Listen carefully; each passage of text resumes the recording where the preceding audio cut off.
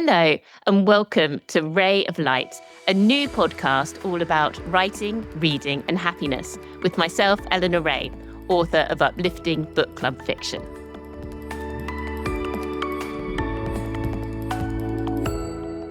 This episode, I'm delighted to welcome Jackie Kabler.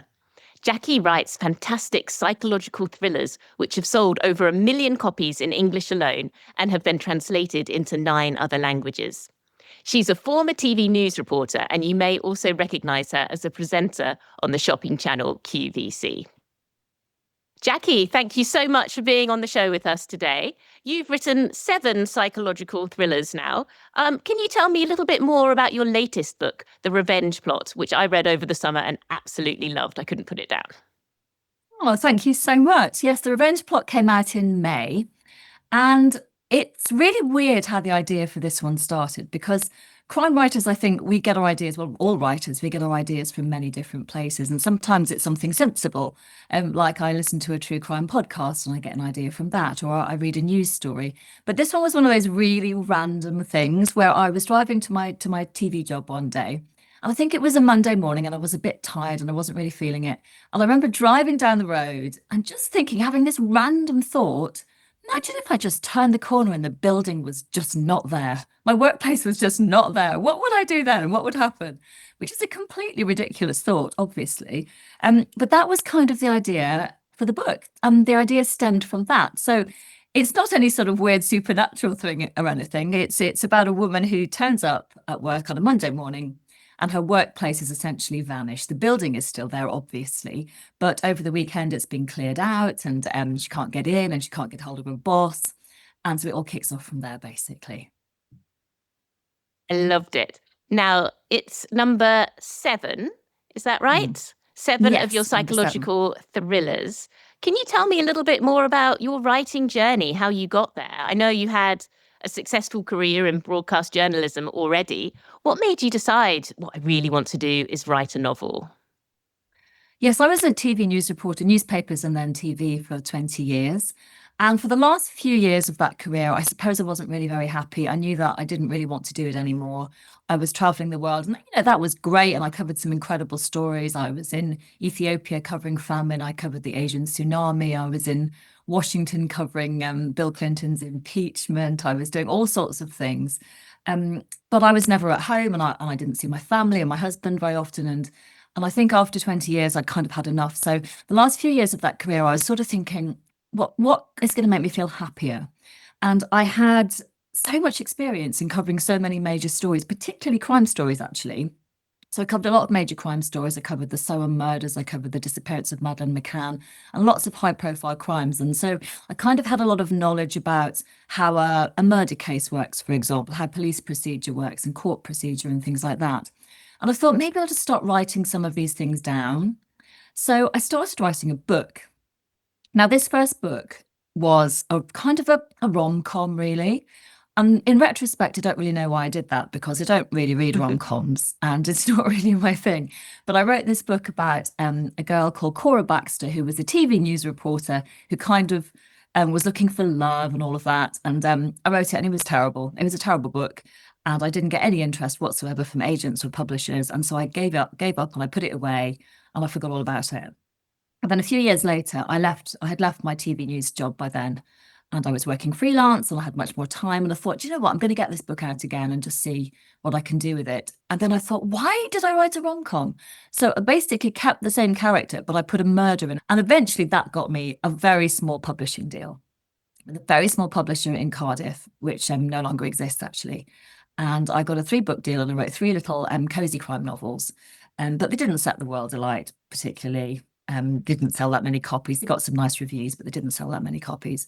And then I decided to write something a bit darker. So I started again, essentially, and I wrote my first psychological thriller, which is called Am I Guilty? And that one got me a deal with HarperCollins.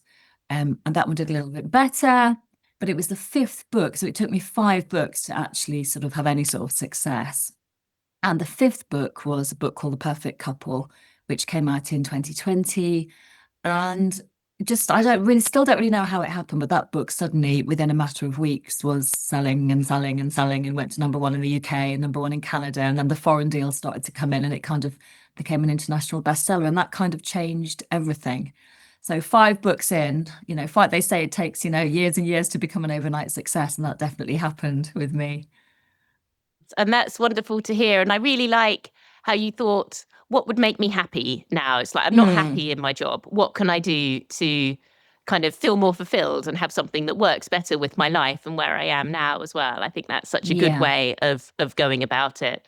And my writing career started in a similar sort of a way. I was working in marketing in financial services.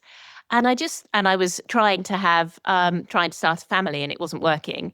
And I thought, what would I want to do before I start my family? And I was like, you know what I'd really love to do? I'd really love to write a novel.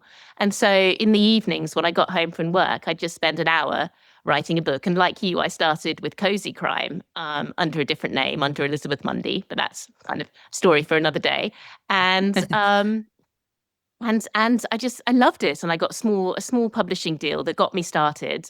Again, it was very little, but it was my dream come true. I got a published book, and I was so happy about it. And then Mm. eventually I carried on writing. I wrote 3 of those, and I successfully got pregnant and had a baby and wrote my third one of those on maternity leave. Then I had another child. It's a bit like buses. They all they all came along at once. And that's when I decided to write Everything is Beautiful, which is my first novel as Eleanor Ray. And I found that's when things took off a little bit for me as well, and when I was able to quit my day job and focus on writing. And it's made me really happy, and that's one of the reasons I wanted to start this podcast, really, and also to just connect with the joy of actually writing, whether or not there's kind of success at the end of it. Just sitting down and writing really makes me happy. I Yeah. don't know whether you feel the same. 100%, I agree. The success is wonderful, but I know that even if I had no success at all, I would still write because it does make me happy. I'm a runner as well, which we might talk about later. But there's a quote from an American ultramarathon runner who says, "Nothing has ever broken my heart like running has, and yet I cannot breathe without it." And I really feel like that about writing as well. It can break your heart when you get the rejections and all of that we all get. But I can't breathe without it. If I'm not writing for more than a few days, everything feels wrong. And, it just brings me joy. So, yes, I agree. I think I would do it regardless of any success or any book sales. But it's nice when you do get the bit of success as well. It is, and it's nice to I find writing really rejuvenating for me. So I was Mm. unwell. I was very unwell last year, and I thought about what I really wanted. And I thought, I want to be here to look after my kids. That's the most important thing. If I get another book finished, great. If I don't, then we don't know what life's going to throw at us. But I discovered that looking after my kids was very draining. It was tiring. It's physically exhausting. They're all very little. Whereas writing, it was rejuvenating. It made me feel better, and just something that you can sit down and do without having to do anything too active with it. I really liked it. But that must be a really good foil to the ultra marathon running. Yeah, it is. I mean, weirdly, the two kind of connect, which people do find surprising, and I find surprising actually. But yes, I run ultra marathons, and if people don't know it, an ultra marathon is defined as anything longer than a marathon, so anything longer than 26.2 miles. So my last 2 races, for example, have been a 60-mile and a 40-mile run. And I just really enjoy the long distances because I like the challenge, and it's about running long and slow and having endurance rather than, running fast, which is great. But I find I do so much plotting during those long runs as well, because when you're running for I've run for up to 24 hours non-stop. So I've done that 3 times. So when you're running for 24 hours, there are races which run from midday Saturday to midday Sunday. So you're running all through the night. And you have a lot of time on your own to think. And I find I work out so many plot points and have ideas for books and everything while I'm running. So I kind of, although sometimes I feel guilty about devoting so many hours to running when I should be doing other things, I do feel it kind of helps me write as well, which is really interesting. And I didn't really expect that. So yeah, it's all part of the grand scheme of life. Running has to be part of my writing now. That's my excuse. So. I'm not a runner at all, but I've just started trying to get more into it and trying to, for my health and things, cardiovascular. Mm. And I've never even dreamed of doing a marathon, but the idea of an ultra marathon, like it seems better to me. It seems like where there's kind of the value in running because it sounds cooler than a marathon. But in my head, having only ever run 5K, it's easier because you do it in beautiful places with lovely scenery. You stop for lunch. You're not kind of looking at your time because Yes. it's too far. You have to have breaks. You have to walk. You don't feel like a failure if you slow down a bit. Mm. Is that true, or am I kidding myself? Yes. No, that's absolutely true. I mean, certainly on, yeah, most ultra marathons are off road. There's hardly any that are beyond road. So they're all in beautiful places. And it's more about conquering the terrain and the distance. So if you're running 5K, you know, a lot of people want to get a good time. If you're running 100K or longer, then it's all about just getting to that finish line Mm. and enjoying the journey, basically. And you can't really compare times. People say, oh, you know, what would be your marathon time? It's impossible to say because the races that I do, sometimes you're literally up to your knees in water. You're running up and down hills. You're climbing over stiles and walls. You're sliding around in mud. So you cannot compare it to running on a road, on concrete, you know, with no traffic, closed off roads that you'd get in a road marathon.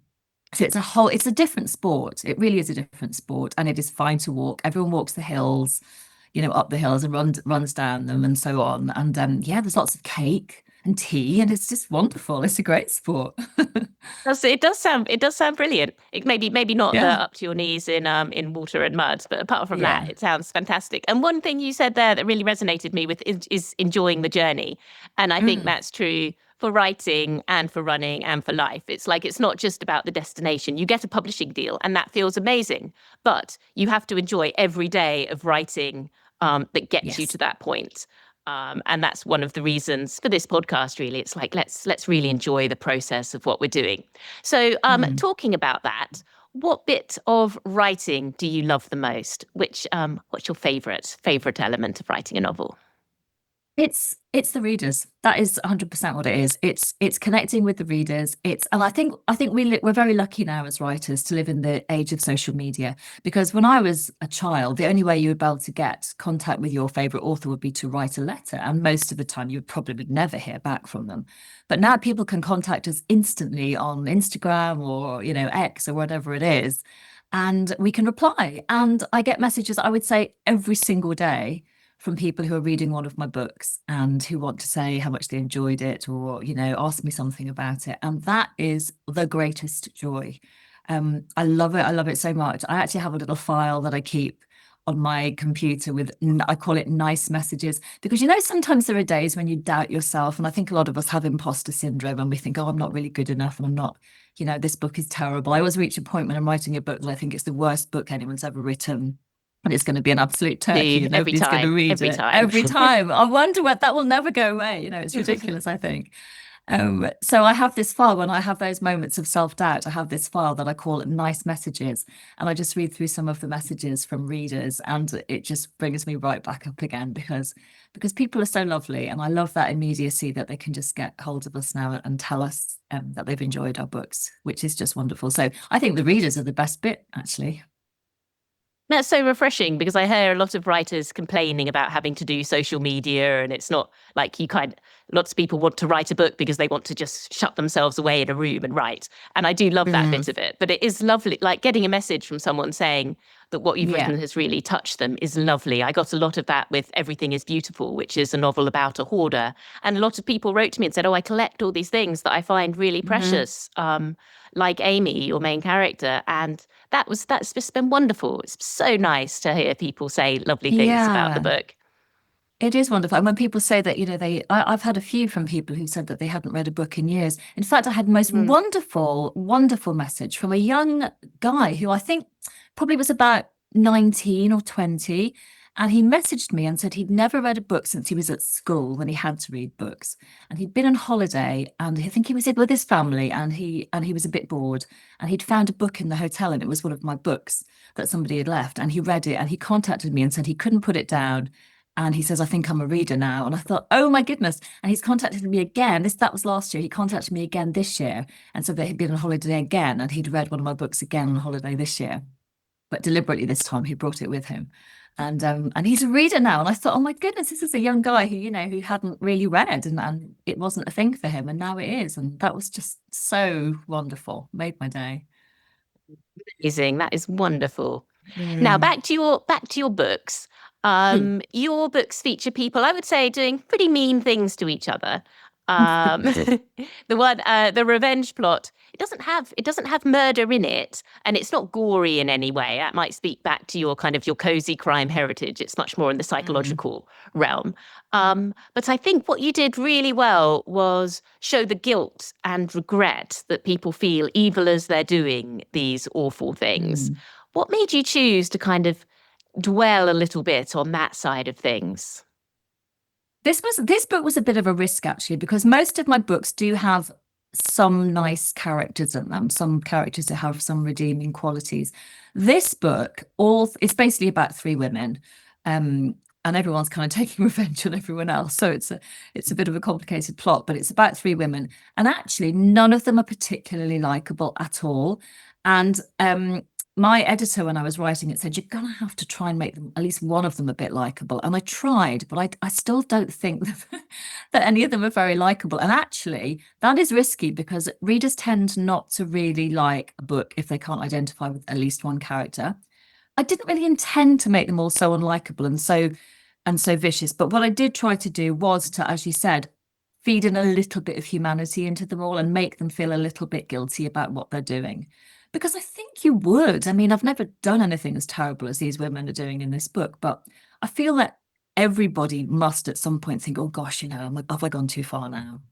Is this a little bit much? And that's what they do in the book. They do terrible things and I think, oh gosh, I don't know, maybe I should back off a bit. Maybe she's suffered enough. So I tried to make them real, even if they're not very nice. Which was a bit tricky because they are pretty awful. But but it seems to have worked. So, the reviews, there haven't been that many terrible reviews. So hopefully I've pulled it off just about. I know, I think you definitely have. And I think you had that they are very real and very believable, even though they're doing, Mm, in some instances, quite extreme things. But because they mm, have that moment, those moments of actually, oh, what am I doing? Oh, have I gone too far? Should I be doing this? Am I a dreadful person? It really brings yeah, them to life, I think, much more. And I, yeah. I really enjoyed it. Um, Thank you. so the revenge plot is a bit different to some of your other books, you said. Which is your favorite of your own books and why do you love it? Very tricky. I'm sitting here looking at them. I kind of like them all for different reasons. I guess I should really like The Perfect Couple the most because that's the one that kind of changed everything for me. Um, I've got a fondness for Am I Guilty, which was my first psychological thriller, because that kind of changed things in a different way. It got me my deal with HarperCollins and it got me into a new genre. And actually it's one that a lot of the book bloggers say is their favorite as well. It's about a mystery surrounding a dead child. So I've got a fondness for that one, I think. But I also really like a book that came out 2, 3 years ago, The Vanishing of Class 3B. I can't remember when it came out. That's terrible, isn't it? The Vanishing of Class 3B, which is about a whole class of children who go on a school day trip and just don't come back. And that was a really fun book to write, and I think I enjoyed writing that one the most. So I think it's hard to pick. It's like asking you, well, who's your favorite child? I don't know if I can pick really which is my favorite, to be honest. It's, um, the one I'm writing at the moment tends to be my favorite, where kind of Does there's it? infinite possibilities, um, and then it's published, and it's you're happy with it, but there's not infinite possibilities. It couldn't be anything anymore because it's a thing and it's real. So I always like the one that I'm working Yeah. on. You've mentioned your readers bringing you the most joy. What do you find the Hmm. hardest part of writing a novel, and how do you get through it? I live in fear actually of running out of ideas. It hasn't happened yet. I live in fear of running out of ideas for the next book. So once I have an idea for a book and I'm in the book, I don't tend to really have many issues because the idea is there, it's in my head, it's all coming together. But I worry constantly about the next book and whether I can come up with a decent idea. My books are kind of known to be quite hooky and how I can really sum them up in one sentence. Sometimes I get ideas, but they're a bit woolly, and I think, oh, no, that's not good enough. And so that's kind of my fear. And so I'm already worrying about. I don't have a fully formed idea for the next book yet. I've got a couple of half-baked ideas, And I'm already I'm trying not to worry about it yet because I don't have to think about that till December. But it's at the edge of my mind nibbling away. And I'm just thinking, oh no, no, no, I don't have an idea. I don't have an idea properly yet. It'll come. I know it will come. But that's what Always worries me the does. most. Yeah, it does, Yes. doesn't it? Do you do that as well? Because your ideas are always very, very different. And I mean, you write totally different books to me, but your ideas are all very, pithy and different. Your characters are amazing. So I can't imagine you having much difficulty, but maybe you do. No, thank you. I tend to have more ideas than I can write, actually. Oh, It's whether how they're annoying. sorry. It's whether they're any good. Normally I'll write a page of ideas and I'll send it to my agent, say, what do you think of these? And he'll normally say, like, 5 of them are rubbish, but this one's interesting. Maybe if you mix it a bit with that one.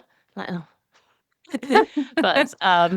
but yeah, I tend to have lots of ideas, and my ideas generally they all come from my oldest child, my son, who's 8 now.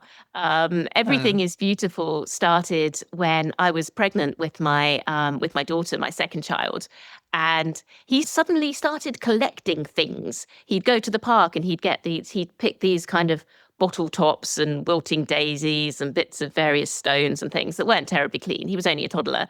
And he'd like, no, no, these are mine. These are mine. You can't throw them away. Like, oh. And I think it's because he could see things were changing, like my belly was growing, things were like shifting a bit. And I think he was holding on to things because as something he could control, because there was so much that he couldn't and he didn't understand, whereas he understood rocks. And I thought, it's not a children's book that I wrote, Everything is Beautiful. I thought, what if Mm. a grown up had that same kind of feeling? And what if it was because something had happened to her in the past and she didn't have any closure, and then she collects loads and loads of things because the people she really wants to be with have disappeared. So Mm. that was where that idea came from. And then The Art of Belonging was again inspired by my son. He was very into miniature trains. And I thought, again, you get this kind of sense of control when you have a little miniature train set. And I wanted to write about that kind of controlling something small when you can't control the big things. And then See the Stars, he went through a big planetary phase where he got really interested in all the planets, all the stars, how they all worked. We went to planetariums together. It kind of reminded me of that feeling when you're young and you look up at the sky and you think about the stars, and it makes you feel so small. And I wanted to capture that, Mm. especially after I'd written about very small things for a while, very close up, and I wanted to get that kind of sense of distance into my I books loved again. that book. I love that book, Oh, See the thank Stars. you. It was wonderful. And you sounded like a real astronomy expert. I thought, is she actually a secret astronomer? It was really good. I learnt a lot, actually. It was really, really a good book. Thank you. Everyone No, should it read was that. all research I did with my 7-year-old son. Oh, I love that. He's the expert now. He's the expert. So getting away from our books, what's another book that you've read that you absolutely love? Maybe something that isn't a bestseller, something that our listeners, sorry, might not be familiar with. Well, now, I'm going to tell you about my favorite book of all time, and it will not be what you expect. It's not a wonderful literary sensation or anything like that. It is a true story, and I've got it here for the benefit of anyone who's looking at video. I'm going to wave it at you, but it's by the comedian Tony Hawks, and it came out in 1998, so it's nearly 27 years ago, and it's called Round Ireland with a Fridge. And this is a true story of how Tony Hawks took on a drunken bet after a night in the pub that he couldn't hitchhike around the circumference of Ireland within one calendar month with a fridge. So we had to hitchhike with a fridge. It is, I promise you, the funniest book you will ever read. I read this regularly every few years, and I still laugh out loud every single time. In fact, I read it only just recently again because I haven't read it for about 5 or 6 years. Now at the time, it was actually a Sunday Times bestseller, and they made a film of it in 2010, I think. Haven't seen the film, but it was made into a film, and it is still available, even though it came out nearly 27 years ago. And honestly, if you need cheering up, this book is hysterically funny. The fridge goes surfing, the fridge gets baptized. I mean, it's laugh out loud funny. I remember when I first read it in the 1990s, and I was traveling by train a lot, and I had to stop reading it on the train because I was laughing so much that people were just staring at me. So that is my favorite book, and I tell everybody about this book. And it's no literary genius creation, but it's just the funniest book in the whole world. And I think it will always be my favorite book. So Tony Hawk's Round Ireland with a Fridge is my favorite book. Oh, I'm going to get a copy of that. That sounds absolutely Yeah. fantastic. I love books that make me laugh. I love books when Yeah. books make me cry, but I love it even more when they make me laugh. Preferably if they can do both, that's even better. But I won't ask you if Exactly. anything terrible happens to the fridge. No, it actually, do you know what? It's a really uplifting, but it's a bit like what you write. It is very uplifting, and it has some really meaningful scenes in it and so on. It's not just about the comedy of him trying to hitchhike with a fridge. There's a lot of life lessons in it as well, which is why I think I like it. And I checked this morning just to make sure that it is still available, and it is still available on Amazon in all formats, and it has some quite recent reviews. So 27 years later, people are still reading it and still laughing at it. So that's a good sign, I think. Brilliant. Brilliant. Thank you so much. Now, if we've got anyone listening who thinks, oh, I would like to write a novel, that sounds great. It's something that would bring me happiness. Do you have any tips? Any tips for aspiring Mm. authors? Maybe any wisdom that you were given early on or something that you've learned along the way that you'd like to share? I think really the most important thing is reading. And that sounds kind of obvious, but I know lots of people who say that they want to write a book, and I go, well, are you a big reader? And they go, no, not really. And I think that's so strange, because I don't think you can be a good writer if you don't read extensively. And ideally read extensively within the genre that you want to write in, but also try and, read outside that as well. I mean, I'm very guilty of mostly reading crime novels, but I do read outside my genre as well. And I think it's really important to read a lot, not to copy other writers, but just to get the feel of how a book is constructed. And especially, for example, if you want to be a crime writer, just to see how the great crime writers construct their plots, and how they put in their little red herrings and their clues, and how they do the twists and all of that. I think it's so important. And there's other advice out there which I don't think is as helpful. Like, a lot of people say you should Ooh, write tell every us. day. Well, people say you should write every day. I don't write every day. And I think to say that you have to write every day, it puts a massive amount of pressure on you, especially if you've got a busy life. So I don't think you have to do that, but I think when you do sit down to write, if it is a few times a week, you have to focus, you have to get rid of all the distractions, whether that means, when I was writing and I was still a news reporter, I'd be writing on planes and trains and in my hotel rooms, and, just using that time. So I don't think you have to write every day, but I think you have to block off time to make yourself write. And also, people say, write what you know. Now, if I just wrote what I know, I would never be writing about murders and things like that, would I? So I I hope think, not. write what you know, but also don't forget you can do a lot of research. There's plenty of resources out there, especially in the age of the internet. So you don't necessarily have to write what you know. Because I've had people say to me, but I've led a very quiet life and I don't have much experience and I don't know what I would write about. Just get online and do some research. There's plenty of research out there that you can do. And I think we underestimate how much knowledge we have. Especially as you get older, most of us have suffered bereavement, and we've suffered relationship breakups, and all of these things can feed into your writing. So just think back over your life and think, well, actually, yes, that was a tough time, but I got through it, and this happened to me. And I think you can incorporate all that into your writing. So I think there's some bad advice out there, but I think read a lot and make sure you've got time to write. And actually, people say, oh, I don't have time to write. When I retire, I'll write. You do have time to write. Just stop watching television or get up earlier. You can make the time to write. I watch very little television. I get up at 5 o'clock in the morning sometimes to fit everything in. If you really want to do it, you will find a way to do it. And if you don't really want to do it, you'll find an excuse. And that's kind of how I think about it. So that's tough love. But if you want to do it, just do it and stop making Yeah. excuses. Yeah. Yeah, I agree 100%. And I think you can carve out little chunks of time. So I Yeah. started writing when I had a full-time job, and then I've written 3 books while I've been at home with baby.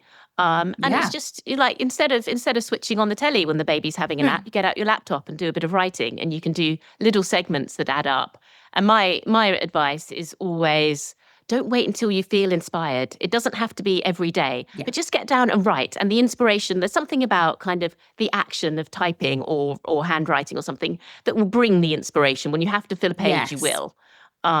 So you don't feel you need to wait until you have that brilliant idea. Just get started and just see what comes out. Couldn't agree more. Absolutely. So I think we've spoken a little bit about the ultra marathons. Where else do you find happiness in life? The only other thing I always say, I only really do four things. I work on my TV job, I write, I run, and I garden. My garden is my absolute joy. We moved into our house about 6 years ago, and the garden was nothing. It was a big square of grass with not a single plant, flower, anything. And we've spent 6 years basically bringing it to life. And now it's full of color and fruit and vegetables and flowers and shrubs. And it brings me so much joy just to get out there, get my hands dirty, the joy of seeing things grow. I love it so much. And I think, again, it's a good antidote to kind of the rest of my life. A lot of the time I'm either in a TV studio, which has no windows, or I'm sitting at my writing desk indoors. And so running and gardening are the two things that get me outside. And gardening, I just think it's so good for you. It's so good for your mental health. It's just good for your soul, to nurture things. Maybe again, it's part of me not having children. I still want to nurture something.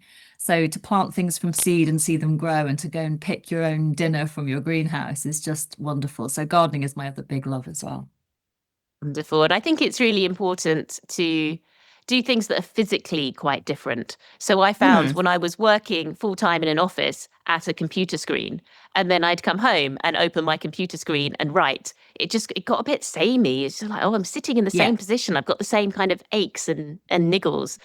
So I can't write, even to this day. I have to be lying down to write. I have to be reclined on a sofa. Lying down?